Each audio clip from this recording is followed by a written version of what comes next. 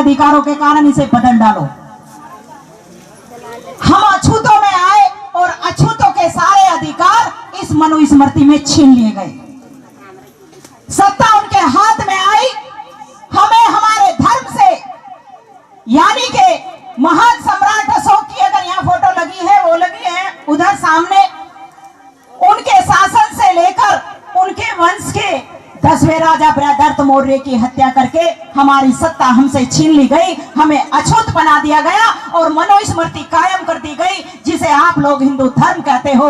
और हमें उससे बाहर करके जिन लोगों ने उनकी बात नहीं मानी तो फिर कहा गया कि ये अछूत हैं। और अछूतों के लिए मनुस्मृति में क्या कहा गया कि इनके लिए स्कूल का दरवाजा बंद, इनके लिए संपत्ति रखना बंद, इनके लिए इनकी बहन बेटी की इज्जत, कोई भी आवाज कम कर दो भाई थोड़ी सी, कोई भी लूटे तो वो उनका पति, उनका भाई, उनका पिता, उनका जेठ, उनका ससुर उसे रोकेगा नहीं, चाहे उनकी आंखों के सामने अपनी बहन की, बेटी की, माँ की इज्जत को लूटते हुए देखना पड़ेगा। और अगर किसी ने कोशिश की तो उसकी गर्दन को फौरन उड़ा दिया जाएगा।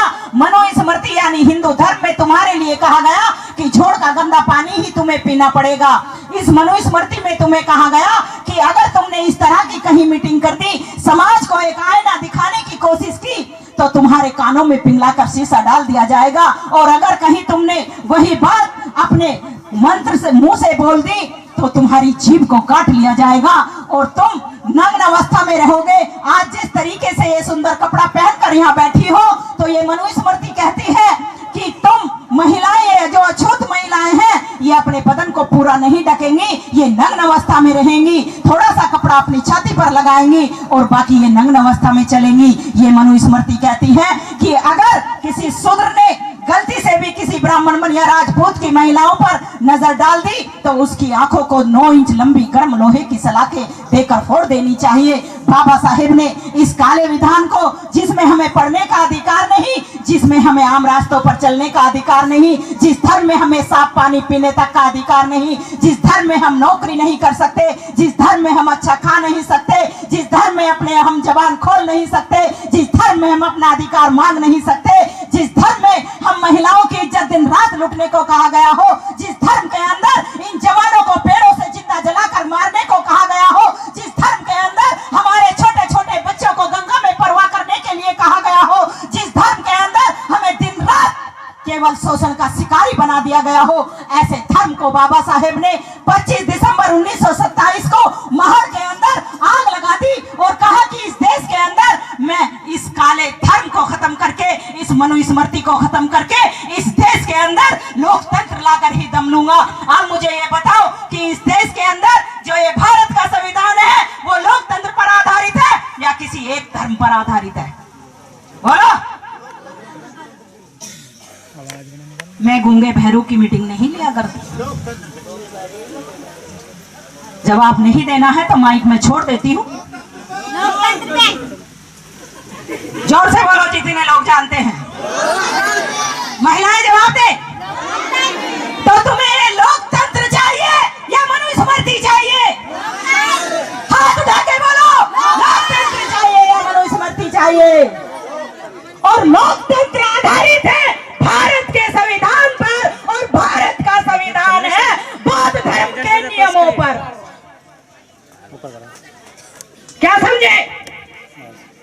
अब तुम्हें बुद्ध की शरण में आना है या नहीं आना है, या ऐसे धर्म में रहना है जिस धर्म में तुम्हारा शोषण दिन रात होता रहे, जिस धर्म में तुम्हारा सब कुछ छिन जाए, सब कुछ लुट जाए, तुम ऐसे धर्म को अपनाओगे या फिर ऐसे धर्म की शरण में आओगे जहां तुम्हारा सम्मान ऊपर चला जाए? महिलाएं जवाब दे, ये बेटियां जवाब दे, इधर से बोलो। कैसे धर्म में आना चाहोगी? क्यों मुंह में जबान नहीं रही? सुबह को जब लड़ाई होगी तो ये जबान पूरे लंबे लंबे हाथ भर चलेगी। जब गालियों की बौछार ससुर को होगी, सास को होगी, जेठानी को होगी, पड़ोसन को होगी, तो फिर इन महिलाओं का मुकाबला कोई नहीं कर सकता। लेकिन जब इनसे कोई काम की बात पूछी जाए तो फिर इनकी जबान अंदर चली जाती है। इस जवान को सही समय पर बाहर निकालो। अरे 2018 को SC/ST एक्ट को बचाने के लिए इस समाज के, हमारे समाज के 13 बच्चे शहीद हुए और तुम सोती रही।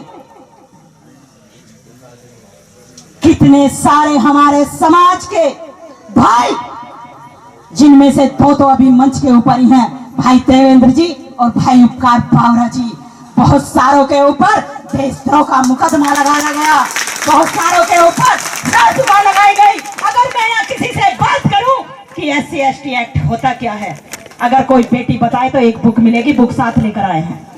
बोलो, हाथ ऊपर कर दो, SC/ST एक्ट क्या होता है, जिसके लिए हमारे 13 बच्चे शहीद हो गए और न जाने कितने जेल में बंद हो गए और आज भी मुकदमे चल रहे हैं। क्यों बावरा जी?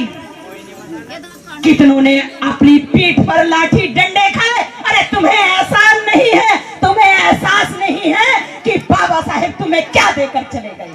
तुम मलाई मार रहे हो और जिसके हाथ मलाई लग जाए उसके मुंह छाछ नहीं लगती, ये हकीकत है। इसलिए ये जानो, अगर कोई बेटा इधर से बताए कि SC/ST एक्ट क्या होता है और बाबा साहेब ने तुम्हें क्यों दिया, हाथ ऊपर कर दो यहां से पीछे तक। क्योंकि मैंने पहले ही बताया था, मैं गूंगे भैरों की सभाएं नहीं लेती और मेरा भाषण केवल भाषण नहीं होता, मुझे सामने से जवाब भी चाहिए। कोई मुझे बुलाए या ना बुलाए, मुझे उसकी भी परवाह नहीं है। हाँ बताओ बेटा।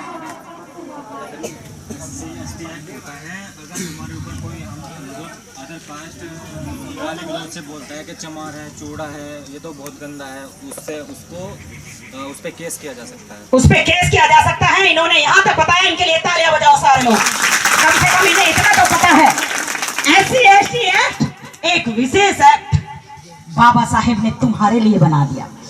एक मीटिंग चल रही थी और उस मीटिंग के अंदर पंत जैसे लोग भी बैठे थे।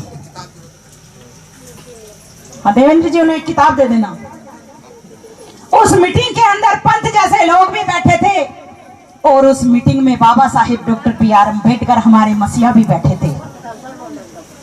वो हमारे समाज के हित की बात कर रहे थे। तो उन लोगों ने बाबा साहेब की मजाक बनाई, उनसे कहा कि अरे डॉक्टर अम्बेडकर ऐसा करो। बाबा साहेब कह रहे थे कि मेरे वश में हो तो जो मेरे समाज को जुल्म और अत्याचार के गर्त में दिन रात सताते हैं, तो मैं उनका एक दिन भी जुल्म सहन न करूं और उन्हें सजा का प्रावधान कर दूं। तो उन्होंने बाबा साहिब की मजाक बनाई और उन्होंने कहा कि डॉक्टर अम्बेडकर ऐसा करो कि आप अपने समाज के लिए ऐसा एक्ट बना दो कि जिसमें सजा का प्रावधान भी हो। और बाबा साहेब का दिमाग घूम गया। बाबा साहेब का दिमाग कंप्यूटर से भी तेज चलता था। उन्होंने इस बात पर विचार किया कि उन्होंने जो मुझे मजाक में बात बोली थी और मेरे लिए मेरे समाज से बढ़कर कोई नहीं है, तो बाबा साहेब ने ये SC/ST एक्ट तुम्हारे लिए विशेष एक्ट बनाया। इस एक्ट के अंदर क्या है, जिस मनुस्मृति के अनुसार जब हम गांवों से गुजरते थे या आज भी लोग हमें तरह तरह की गाली देते थे, यानी कि हमारे नाम से हमें नहीं पुकारा जाता था, हमें गंदे गंदे शब्दों से जाति के नाम पे या हमारे वर्ण के नाम पे या हमारे अछूत के नाम पे गंदे गंदे लफ्जों से हमें पुकारते थे और जो उनका जी करता था वही हमारे समाज की बहन बेटियों के साथ मैंने अभी बताया वो करते थे। लेकिन इस एक्ट के अनुसार बाबा साहेब ने जो ये स्पेशल एक्ट बनाया, इस एक्ट के अनुसार अगर कोई तुम्हें गाली दे दे तुम्हारी जाति का नाम लेकर, कोई ऊंची जाति वाला अगर तुम्हारी जाति का नाम लेकर तुम्हें अपमानित करता है या तुम्हारी बहन बेटी की इज्जत को लूटता है, बलात्कार करता है, उसके साथ जबरन करता है और उसका जरा सा भी सबूत मिल जाता था या अब सबूत मांगने लगे हैं, तो बाबा साहेब ने ये प्रावधान किया कि अगर वो प्रताड़ित मनुष्य या महिला इसकी FIR करा सकती है और FIR होते ही इसकी जांच नहीं होगी, सीधे गिरफ्तारी होगी और वो मुकदमा चलता है। SC/ST एक्ट उस आदमी पर लगेगा और जब ये मुकदमा चलता है तो उस मुकदमे को लड़ने के लिए जो प्रताड़ित मनुष्य है या महिला है तो उसके आने जाने का खर्च गवर्नमेंट देगी, उसका वकील का इंतजाम गवर्नमेंट करेगी। यानी कि तुम्हारा पैसा भी खर्च नहीं हो रहा और तुम्हारी इज्जत और मान सम्मान को बाबा साहेब ने शिखर पर पहुंचा दिया। तो बाबा साहेब ने स्पेशल एक्ट बनाकर संविधान में कर दिया, लेकिन इस मनुवादी सरकार ने इस एक्ट को बदलने की कोशिश की जिसमें हमारे समाज के 13 बच्चे शहीद हो गए। अरे अपना एक बच्चा शहीद करके देखो तो तुम्हें अंदाजा लग जाएगा कि बाबा साहेब ने अपने 4-4 बच्चे कैसे तुम्हारे लिए मार दिए होंगे। तुम्हें अंदाजा लग जाएगा कि बाबा साहेब ने अपनी जान से प्यारी पत्नी को कैसे तुम्हारे लिए मार दिया होगा। तुम्हें अंदाजा लग जाएगा कि कैसे ये बाबा साहेब दिन रात कई दिनों तक लगातार इस भारत के संविधान को केवल तुम्हारे लिए लिखते रहते थे। एक दिन जरा समाज में काम करके देखना, तुम्हें यहाँ आने में बड़ी दिक्कत थोड़े से अपने घर से हो रही होगी, लेकिन उन लोगों को देखो जो मंच पर आसीन है वो कब से अपने घर से निकले हुए हैं। इस बारिश के मौसम में भी वो दोपहर से अपने घर से निकले हुए हैं। क्या उनका कोई परिवार नहीं है? लेकिन वो बाबा साहेब से बढ़कर नहीं, वो बाबा साहेब से बढ़कर नहीं है। जितने भी लोग मंच पर बैठे हैं उन सबका परिवार है, वो सब अपने परिवार को छोड़कर ऐसी बारिश में भी आप लोगों के बीच है। लालच केवल एक है कि ये समाज बाबा साहेब के मार्ग पर चल जाए, ये समाज मनुवादी व्यवस्था से दूर हो जाए, इस समाज के बच्चे IAS, PCS, MLA, मंत्री संतरी बन जाए, इस समाज की बेटियां डॉक्टर इंजीनियर बन जाए, टीचर बन जाए, मैनेजर बन जाए, पायलट बन जाए। ये आपसे लालच है। अगर आज आप पढ़ लिख कर किसी फैक्ट्री की, किसी कंपनी की मैनेजर बन जाओगी तो इसमें अपने समाज का नाम होगा, अपने माँ बाप का नाम होगा, साथ ही बाबा साहेब का संकल्प पूरा होगा। अरे जिनकी हम बात करते हैं, जहां मैं थी वहीं आती साहेब तुम्हें अधिकार दिलाने के लिए जा रहे थे। उनका बेटा जिसका नाम था राजरतन, वो दम तोड़ रहा था। माता रमाबाई टूट गई क्योंकि उनके 3 बच्चे पहले ही मर गए थे और उनमें से गंगाधर जब मरा था तो उसे कफन भी नहीं मिला था। माता रमाबाई ने अपनी साड़ी का पल्ला फाड़ा था और तब गंगाधर के शरीर पर डाला था। जब उनकी बेटी इंदू मरी तो बाबा साहेब लंदन में भूखे पेट रहकर एक टाइम खाना खाते थे, दूसरे टाइम भूख लगती थी तो एक गिलास में पानी लेते और उसमें ब्रेड का वो सूखा टुकड़ा लाते थे खरीद कर, जिसे दुकानदार सुखाकर एक साइड रख देता है। कैसे भूल जाओ बाबा साहेब की कुर्बानी को, कैसे भूल जाऊं बाबा साहेब के बलिदान को, कैसे भूल जाऊं कि आज बाबा साहेब ने इस समाज को, इस देश को वो मान सम्मान, वो शोहरत दी है कि आज हम ऐसो आराम की जिंदगी बिता रहे हैं। और बाबा साहेब का जब चौथा बेटा मर रहा था, माता रमाबाई से उठा नहीं जाता था बिस्तर से। उन्होंने कहा कि साहब मेरे 3 बच्चे पहले ही मर गए हैं, चौथा भी मरने वाला है, आप मेरे पास नहीं रहते, मैं किसके सहारे जीऊं, कैसे जीऊं? आप तो ये कहते थे कि राजरतन को मैं इस देश का राजा बना दूंगा, इस देश का शासक मैं राजरतन को बना दूंगा। आपने मुझे झूठा वचन दिया। बाबा साहेब का बेटा मर रहा था और बाबा साहेब कह रहे थे कि नहीं रामू, हमारा राजरतन राज करेगा।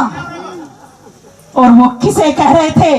जब उन्होंने देखा कि रामू नहीं मान रही है तो उन्होंने अपने मरते हुए बेटे को माता रमाई की गोद से अपनी गोद में लिया और कहा कि आज तुम राजरतन को मर जाने दो। मैं जानता हूं रामू, बाबा जी उन्हें दे दो गाने वालों को, कुंते जी को दे। उन्होंने कहा कि रामू मैं जानता हूं राजरतन नहीं मरेगा, लेकिन आज तुम मुझे लंदन जाने से मत रोको। क्यों नहीं रोको? क्योंकि इस देश के अंदर, इस भारतवर्ष के अंदर जो हमारे ये 7 करोड़ अछूत बच्चे हैं, जिनके पास एक भी अधिकार नहीं है, जो मनुस्मृति के बहुत सालों से शिकार हैं, जिस वर्ण व्यवस्था को आज तक कोई नहीं बदल पाया, उसको बदलने के लिए तुम्हारा ये साहब भीमराव अंबेडकर लंदन जा रहा है रामू। लेकिन ये भीमराव अंबेडकर अपनी पत्नी रामू को वचन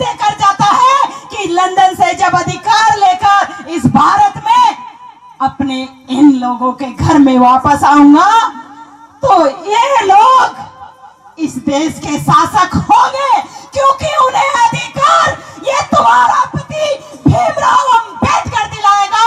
और हर घर में रामू हमारे बच्चे होंगे जो इस देश के शासक होंगे। और बाबा साहेब अपना बैग उठाते हैं और लंदन के लिए चले जाते हैं। अपने 4-4 बच्चों का बलिदान करके बाबा साहेब लंदन पहुंच जाते हैं। 1932 में आज जितने भी अधिकार हमारे पास हैं वो सारे के सारे बाबा साहेब 1932 में दिला देते हैं।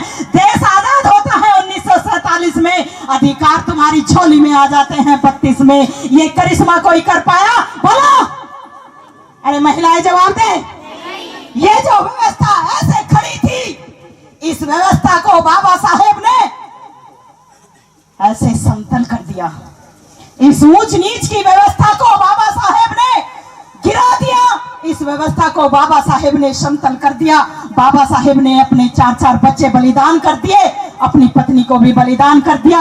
बाबा साहेब तो हमारे बाप बन गए, लेकिन क्या हम बाबा साहेब की औलाद बन सके? अब बारी आपकी है। अरे बाबा साहेब ने अगर हमें अधिकार दिलाए, उन अधिकारों पर चलकर, उस मार्ग पर चलकर सुख हम भोग रहे हैं, तो क्या बाबा साहेब ने ये गुनाह किया? बोलो। आज जब हमें कोई गाली दे देता है हमारी जाति का नाम लेकर, तो हम झट से थाने में पहुंच जाते हैं उसकी FIR कराने। ये अधिकार क्या तुम्हारे बाप दादाओं ने तुम्हें दिया था या किसी धर्म के और पैगंबर ने तुम्हें दिया था? बोलो, किसने दिया था? अच्छे घरों में रहने का अधिकार बाबा साहेब ने दिया था या इस मनुवादी व्यवस्था ने दिया था? अच्छा खाना खाने का अधिकार बाबा साहेब ने दिया था या इस मनुवादी व्यवस्था ने दिया था? नौकरी करने का अधिकार बाबा साहेब ने दिया था या इस मनुवादी व्यवस्था ने दिया था? ये जो रिजर्वेशन है, ये जो आरक्षण है जिसके बलबूते तुम इतराते हो, ये आरक्षण बाबा साहेब ने तुम्हें दिया था या इस मनुवादी व्यवस्था ने तुम्हें दिया था? जब सब कुछ बाबा साहेब ने दिया था तो तुम्हें बात किसकी माननी होगी? बाबा साहेब की माननी होगी या इस मनुवादी व्यवस्था वाले लोगों की माननी होगी? इधर से जवाब चाहिए मुझे, वहां तक, पीछे तक। मेरे समाज के गूंगे भैरव भाइयों, जोर से आवाज दो कि तुम्हें ये मनुवादी व्यवस्था चाहिए या बाबा साहेब का संविधान चाहिए? बस इतना ही दम है। अरे तुम्हारी ये बीमार बेटी इतना बोल सकती है, गला फाड़ फाड़ कर, गले में छाले पड़ जाते हैं फिर भी वो अपने गले की परवाह नहीं करती। गले से ब्लड आता है तब भी वो परवाह नहीं करती, अपनी जान की परवाह नहीं करती। क्यों? क्योंकि इस जिंदगी का तो भरोसा नहीं कब चली जाए। यहां से जा रहे हैं, एक्सीडेंट हो जाए, जिंदगी खत्म। लेकिन जब तक इस गले से जबान निकल रही है, जब तक ये पैर आने जाने लायक हैं, थोड़ी भी आवाज इस गले से निकलेगी तो मैं जीवन में कभी भी बाबा साहिब के मिशन का काम नहीं छोड़ूंगी। लोग कहते हैं राखी रावण जी राजनीति में आ जाओ, आपकी आवाज बहुत बुलंद है, राजनीति में आ जाओ। क्यों जाऊं राजनीति में?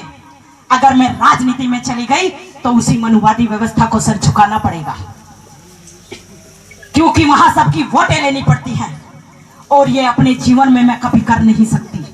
मैं बाबा साहिब का नमक खा रही हूं और इस समाज को जगाने का ऋण, राजनीति में बहुत अच्छे लोग जाते हैं और समाज में चुन कर जाते हैं, तो उनकी सपोर्ट अगर मिल जाए तो ये थम आगे बढ़ जाए।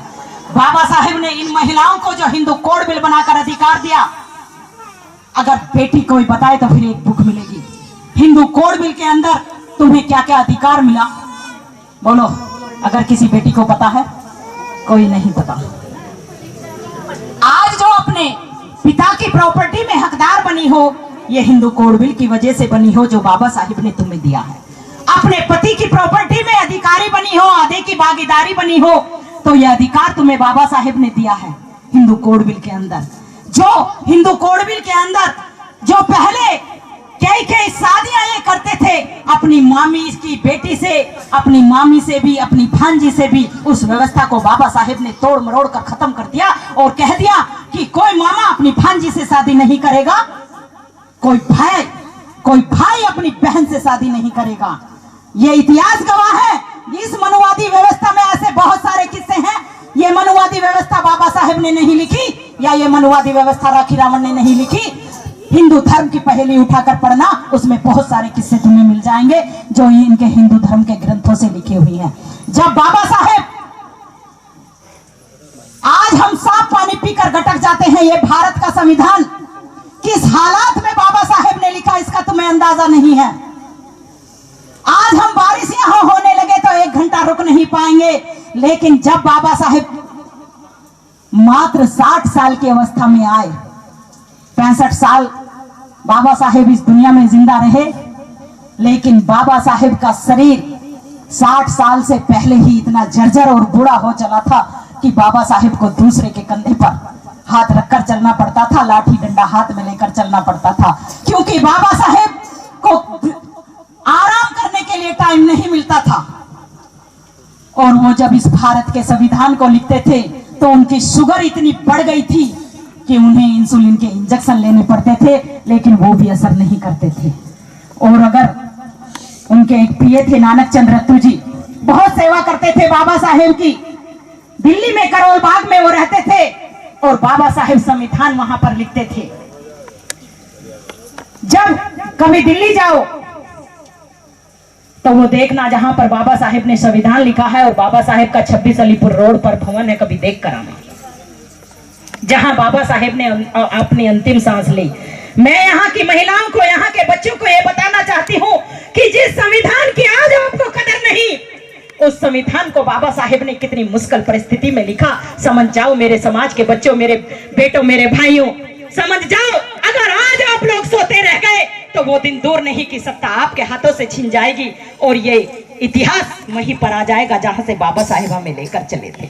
बाबा साहेब को जब संविधान लिखने का मौका मिला, पहले तो बाबा साहेब ने मना कर दिया क्योंकि बाबा साहेब का शरीर साथ नहीं दे रहा था, लेकिन फिर भी जब नेहरू जी ने उनके पास प्रस्ताव भेजा, नेहरू जी इस दुनिया के, इस संसार के कई विद्वानों के पास गए जिन्होंने कई कई देशों का संविधान लिखा था, उन सभी ने मना कर दिया कि भारत का संविधान हम नहीं लिख सकते।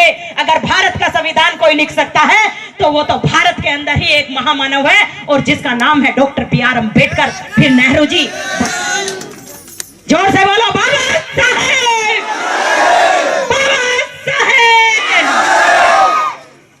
नेहरू जी के प्रस्ताव पर बाबा साहेब संविधान लिखने के लिए तैयार हो जाते हैं, लेकिन उस समय बाबा साहेब के चश्मे का नंबर इतना बढ़ गया था कि उनकी आंखें जवाब दे रही थी, चश्मा लगाकर भी बाबा साहेब को ठीक से दिखाई नहीं देता था। इंसुलिन इतनी बढ़ी हुई थी, शुगर इतनी उस पर थी कि उन्हें इंसुलिन का इंजेक्शन भी असर नहीं करता था। जब सर्दी आती थी तो बाबा साहेब एक रस्सी लेते, रस्सी का एक छोर पंखे से बांधते तो दूसरा छोर अपने पैर से बांध लेते। लकड़ी की उन्होंने कुर्सी ली और उस कुर्सी पर कीले लगाई। क्यों इतना दुख सहने की आखिर बाबा साहेब को उस समय जरूरत क्यों पड़ी थी, जब बाबा साहेब का पूरा शरीर दर्द से कर्रा रहता था, उन्हें नींद नहीं आती थी, उन्हें भूख नहीं लगती थी, फिर भी आंखों से ठीक से दिखाई नहीं देता था, लेकिन फिर भी बाबा साहेब ने इस प्रस्ताव को स्वीकार कर लिया कि ठीक है, भारत का संविधान लिखने के लिए मैं तैयार हूँ। और जब बाबा साहेब संविधान लिखने के लिए बैठते थे, उन्हें पता ही नहीं चलता था कि कब रात हुई और कब सुबह हुई। उनके जो प्रिय थे नानक चंद रत्तू जी, बहुत सेवा क्या करते थे बाबा साहेब की। बाबा साहेब लिखते चले जाते और रत्तू जी बाबा साहेब के पैरों को दबाते चले जाते थे। एक दिन बाबा साहेब की तबीयत कुछ ठीक थी तो रत्तू जी ने कहा कि साहब अगर आपकी आज्ञा हो तो आज मैं अपने परिवार से मिलाऊं, अपने बीवी बच्चों से मिलाऊं। बाबा साहेब ने कहा कि ठीक है रत्तू, सुबह जल्दी आ जाना। रत्तू ने कहा कि साहब मैंने आपके लिए चाय रख दी है, खाने का इंतजाम कर दिया है, साहब आप खाना खा लेना और चाय पी के आराम से सो जाना। जब सुबह रत्तू बाबा साहेब के कमरे का दरवाजा खटखटाता है, चाय का कप बाबा साहेब के लिए वो लेकर आता है। बाबा साहेब को प्रणाम रत्तू बोलता है। बाबा साहेब का चेहरा जरा ध्यान से देखना, यही बाबा साहेब कहते हैं, अरे रत्तू घर नहीं गए, अरे रत्तू घर नहीं गए, यानी कि रत्तू अपने घर गए, अपने परिवार से मिले और सुबह बाबा साहेब के लिए चाय का कप लेकर पहुंचते हैं। तो तुम्हारे मसीहा कहते हैं, अरे रत्तू घर नहीं गए। रत्तू की आंखों में आंसू आते हैं और वो कहते हैं कि बाबा साहेब, आज आप मुझे एक बात बताओ, आखिर आपको ऐसी कौन सी चिंता है, ऐसा कौन सा दर्द आपके दिल में है कि ना तो आप अपनी सेहत का ध्यान रखते हो, ना सोते हो, ना ठीक से खाते हो। आखिर वो कौन सी चिंता है? बाबा साहेब की आंखों में आंसू आए और बाबा साहेब ने कहा कि रत्तू, मैं जानता हूं मेरे पास टाइम नहीं। उन्होंने कहा कि रत्तू, मैं जानता हूं मेरे पास टाइम नहीं है, लेकिन रत्तू, मैंने जो अपने इन 7 करोड़ अछूत बच्चों के लिए जीवन भर संघर्ष किया है, मैंने बड़ी मुश्किल से जो अधिकार लिए हैं, अगर मैं इन अधिकारों को भारत के संविधान में सुरक्षित नहीं कर पाया तो रत्तू, मेरे ये 7 करोड़ अछूत बच्चे फिर से अनाथ हो जाएंगे। इन्हें ऊपर उठाने वाला, इन्हें इनके अधिकार दिलाने वाला कोई दूसरा भीमराव अंबेडकर कभी भारत में पैदा नहीं होगा। और सल्यूट मारता है रत्तू बाबा साहेब को, कहता है कि धन्य है ये भारतवर्ष बाबा साहेब, जहां आप जन्मे, और धन्य है ये रत्तू बाबा साहेब से धन रत्तू कहता है कि रत्तू भी धन्य है बाबा साहेब, जहां आपकी सेवा करने का मौका रत्तू को मिला। ऐसे थे आपके मसीहा बाबा साहेब डॉक्टर बी.आर. अम्बेडकर। अरे गौर से देखो ये बाबा साहेब का चेहरा। इसलिए ये राखी रामन ये कहती है कि जिस संविधान को बाबा साहेब ने अपने 4-4 बच्चे बलिदान करके, जिस संविधान को इस मेरे समाज की हजारों महिलाओं ने अपनी जान की बाजी लगाकर, अपने बच्चों को बलिदान करके, अपने बेटों की बलि देकर इस संविधान को बनाने में बाबा साहेब का साथ दिया। ऐ मेरे समाज की बहन बेटियों, मत जागो, अब समय आ गया है कि जाग जाओ, सो मत। इस संविधान को बचाना पड़ेगा। जब जब इसमें से हमारे अधिकार छिने तो तुम्हें आंदोलन करना पड़ेगा। जब मेरे समाज के भाई रोड पर आते हैं तो तुम्हें भी रोड पर आना पड़ेगा और कहना पड़ेगा कि संविधान हमारी जान है और संविधान हमारी शान है। हम अपने अधिकार छीनने नहीं देंगे। क्या ये महिला इस बात के लिए तैयार है? हाथ उठाओ। अरे वाह, ये तो सारी तैयार है, तो फिर इनके लिए तालियां बजाओ। मैं जब टाइम हो जाए भाई बता देना, खत्म कर देती हूँ अपनी बात, क्योंकि मेरे बोलने की कोई सीमा नहीं। लेकिन मंच पर आप बैठे रहना, इनकी बात ध्यान से सुनना। फिर कभी प्रोग्राम कराओगे, मैं फिर आपके बीच होंगी। मेरे जीवन का संकल्प है, जब तक ये सांसें चलती रहेंगी, हे बाबा साहिब, तेरे मिशन का ये काम चलता रहेगा, कभी रुकेगा नहीं, चाहे मुझे कैसे भी आना पड़ा। लेकिन राखी रावण ने संकल्प लिया है, और 2 लाइन में बाबा साहिब के संकल्प की देवी देती हूँ। भीम बाबा तेरा नाम लेकर, भीम बाबा तेरा नाम लेकर आज मैदान में आए हुए हैं। भीम बाबा तेरा नाम लेकर आज मैदान में आए हुए हैं। संकल्प साकार, हाँ, संकल्प साकार करने को तेरा, कसम दिल पे उठाए हुए हैं। भीम बाबा नाम लेकर आज मैदान में आए हुए हैं। आज मैदान में आए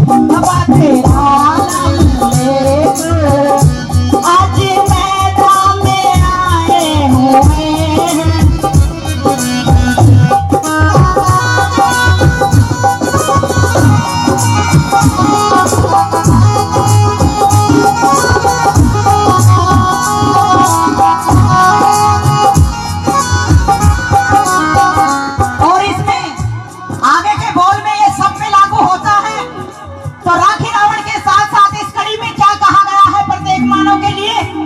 खून जिस दिल में शोषित का बहता, कभी भूले ना उपकारी तेरा मेरे बाबा, कभी भूले ना उपकारी तेरा। खून जिस दिल में शोषित का बहता, कभी भूले ना उपकारी तेरा, कभी भूले ना उपकारी तेरा। आज राखी, आज राखी शरण में तुम्हारी, अपना शीश झुकाए हुए हैं, अपना शीश झुकाए हुए हैं। दिल में बाबा तेरा नाम लेकर आज मैदान में आए हुए हैं, आज मैदान में आए हुए हैं। संकल्प साकारी, संकल्प साकारी करने को तेरा, कसम दिल में उठाए हुए हैं, कसम दिल में उठाए हुए हैं। क्योंकि मैं गायक नहीं, लेकिन बाबा साहिब के गीत कभी कभी अपने आप ऐसे ही गुनगुना लेती हूँ। तो ये संकल्प मेरे दिल में है कि बाबा साहेब का जो संकल्प है उसे अपना संकल्प मानकर इस समाज के बीच उतरी हूँ। और हे बाबा साहेब, जैसे लंदन के अंदर बाबा साहेब ने अंग्रेजों से कहा था, जब बाबा साहेब ने अंग्रेजों से और इन हिंदुओं से अपने अधिकार मांगे, तो गांधी जी से बाबा साहेब ने कहा, ये लाइन कहकर अपनी बात को विराम दूंगी। फिर उसके बाद अगर कोई चाहे तो मेरा नंबर ले सकता है। प्रोग्राम के बाद जब हम यहाँ से जाएंगे, या मैं बोल दूंगी, जो कोई लिखना चाहे तो वो लिख सकते हैं। और कभी भी प्रोग्राम भाई देवेंद्र के माध्यम से या कैसे भी आप इन्हें भी कॉल कर सकते हो और मुझे भी कर सकते हो, तो जैसा आप चाहें। और इस क्षेत्र को जगाने का काम भाई उपकावरा बावरा जी से भी मैं निवेदन करूंगी कि हिला दो इस मनुवाद की जड़ को और नाम लिखा दो अपना इतिहास के इस पन्नों में। जैसे बाबा साहिब के मार्ग पर लोग चलते हैं, ऐसे ही एक दिन वो आएगा कि भाई बावरा जी के पीछे भी लोग चलने लगेंगे, क्योंकि जिनकी राह अच्छी होती है और सही होती है, उनके पीछे लोग एक दिन जरूर चलते हैं। तो बाबा साहिब ने लंदन के अंदर गांधी जी से कहा वो बात, अरे बोर तो नहीं हो रहे, बोलो। अरे हाँ, करवा चौथ। अच्छा ठीक है, लंदन के अंदर बाबा साहेब ने क्या कहा?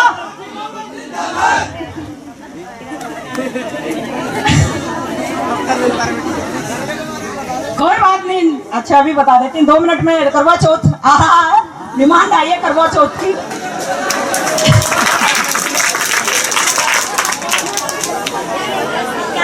लेकिन ये 2 लाइन है, और जितनी भी जवान यूथ है, चाहे लड़कियां हैं चाहे लड़के हैं, इन 2 लाइनों को हमेशा ध्यान में रखना और बाबा साहिब के मार्ग पर बढ़ जाना। जब लंदन के अंदर गांधी जी हमारे मार्ग का रोड़ा बने और अंग्रेजों से और हिंदुओं से बाबा साहिब ने डिमांड कर दी कि मैं अपने समाज के अधिकार और इनकी अलग पहचान लूंगा, लेकिन गांधी जी हमारे मार्ग का रोड़ा बन गए। तो बाबा साहेब गांधी जी को क्या जवाब दे रहे हैं और अंग्रेजों को क्या जवाब दे रहे हैं, वो जरा ध्यान से सुनना।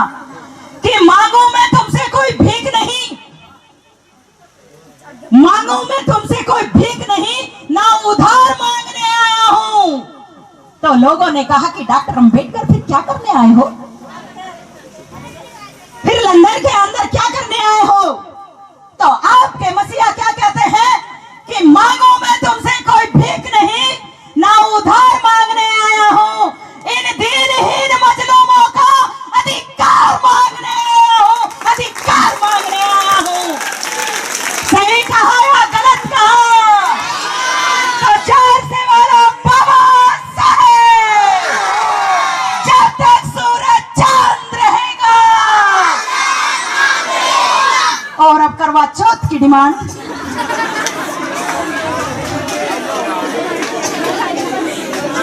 13 अक्टूबर को करवा चौथ आने वाली है। अभी जो महिलाएं ये कह रही थी कि हम हिंदुओं के त्योहार नहीं मनाते, तो फिर ये डिमांड क्यों आई? क्योंकि आप मनाती हो।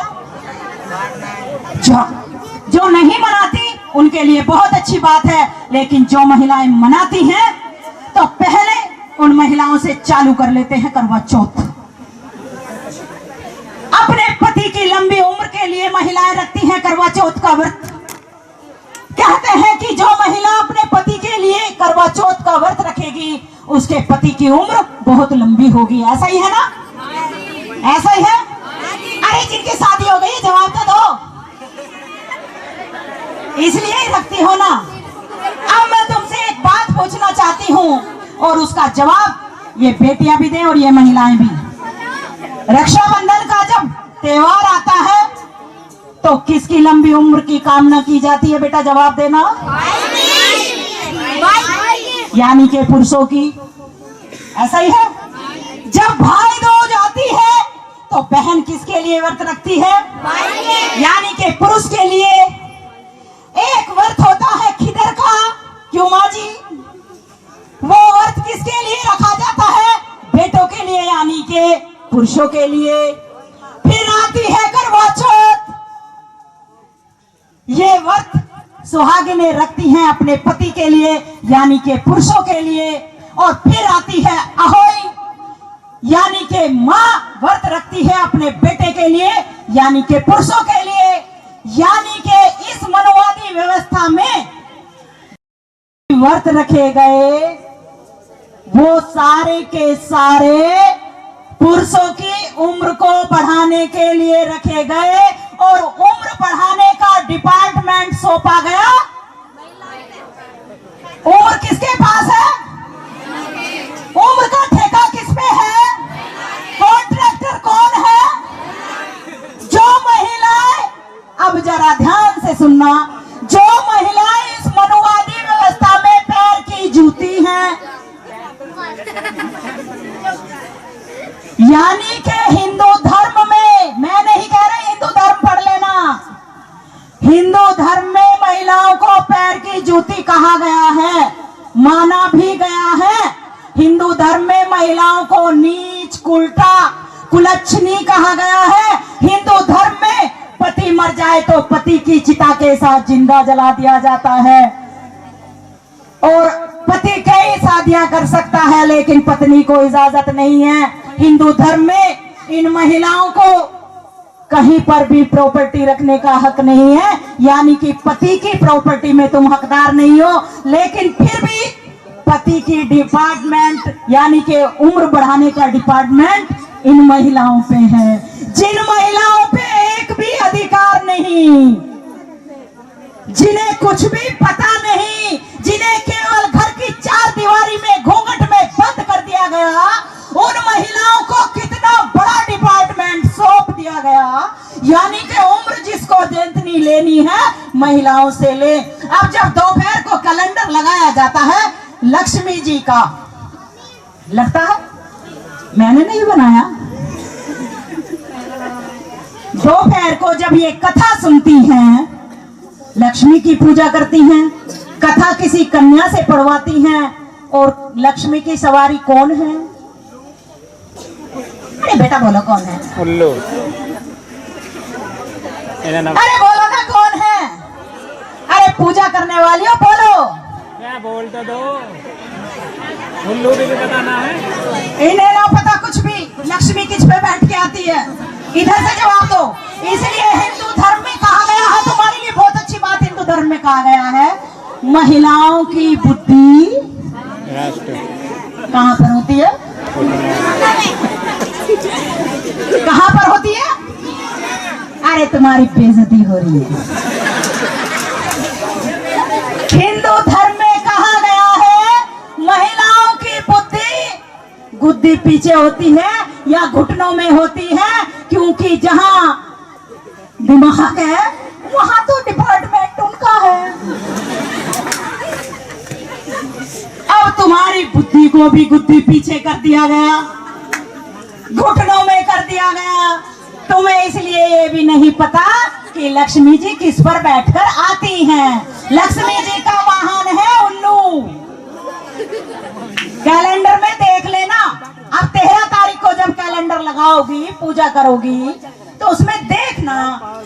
और जब शाम को, दिन में पूजा हुई लक्ष्मी जी की और उल्लू की, और शाम को जब चांद निकलता है, पहले चांद को चन्नी में ये पत्नियां देखती हैं, और उससे पहले इन्हें नई साड़ी चाहिए, नए बिछवे चाहिए, नई चूड़ी चाहिए, नया सिंदूर चाहिए। तो वही एक आधा सामान पुराना क्या काम कर रहा है। जब सब चीज नहीं, तो एक दिन के लिए क्या होना चाहिए? बोला क्या होना चाहिए? क्या होना चाहिए ना? बिछवे नहीं, साड़ी नहीं, चप्पल नहीं, चूड़ी नहीं, सिंदूर नया। तो फिर जो पुराना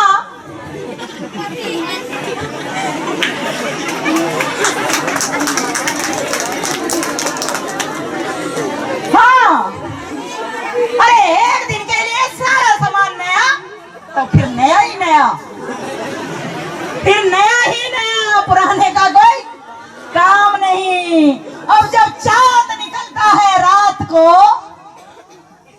ये महिलाएं चन्नी में चांद को देखती हैं पहले, फिर पति को देखती हैं सेकंड में। फर्स्ट चांद, सेकंड पति। जब दिन में बच्चा रोता है, या जब बच्चा पूछता है मम्मी वो कौन है, तो ये महिलाएं क्या जवाब देती है? बोलो भाइयों, क्या जवाब देती है?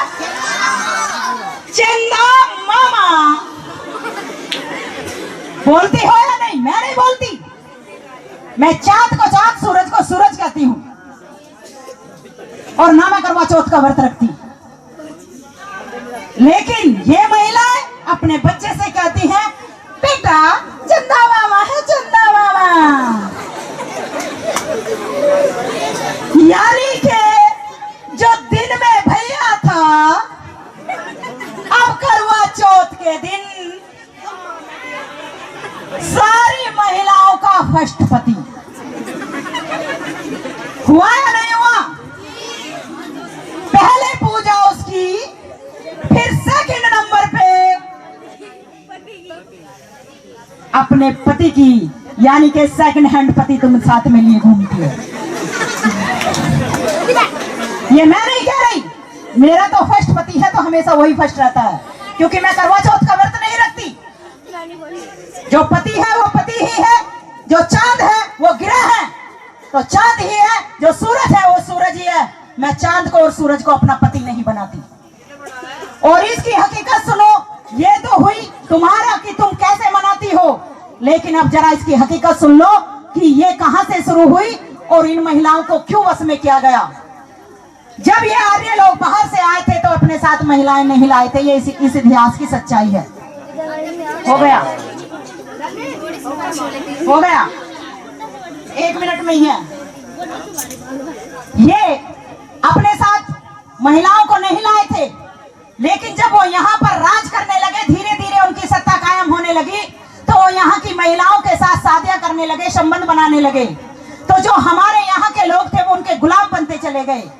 जब हमारे यहाँ के पुरुष उनके घरों में, उनके महलों में, उनके राज में काम करने के लिए जाते थे, तो यहाँ की जो महिलाएं थी वो उन पर मोहित होने लगी, और जिनसे वो शादी करते थे, जिन्हें हमलावर कहा गया, बाद में वो यहाँ के राजा बने।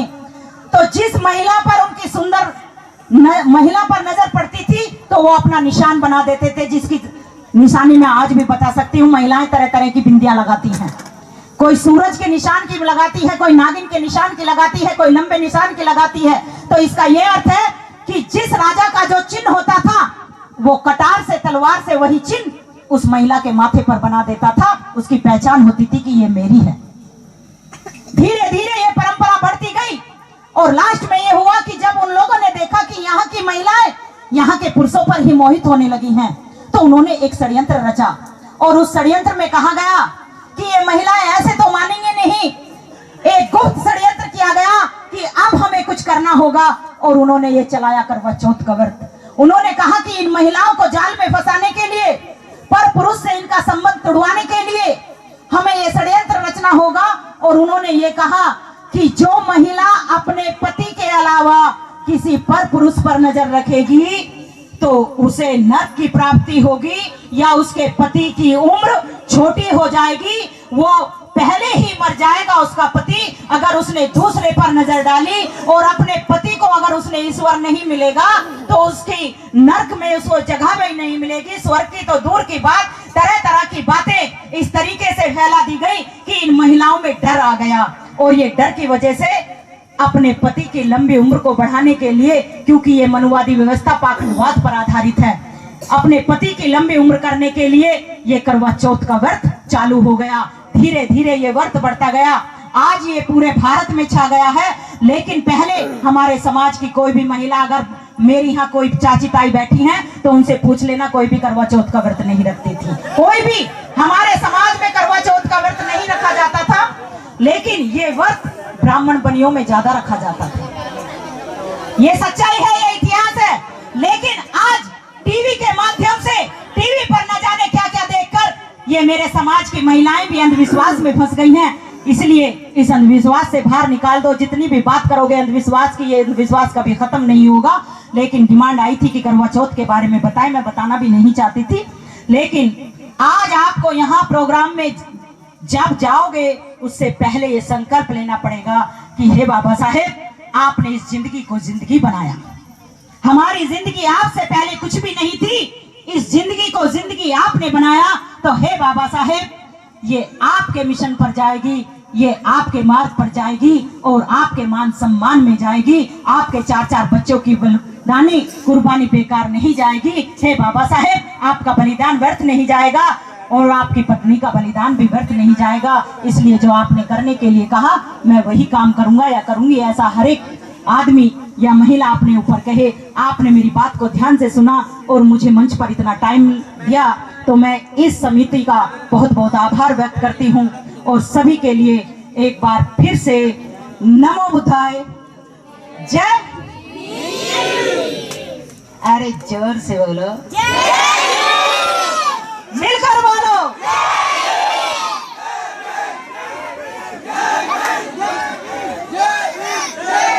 और एक नारा और दिया करो, जय संविधान, जय भीम।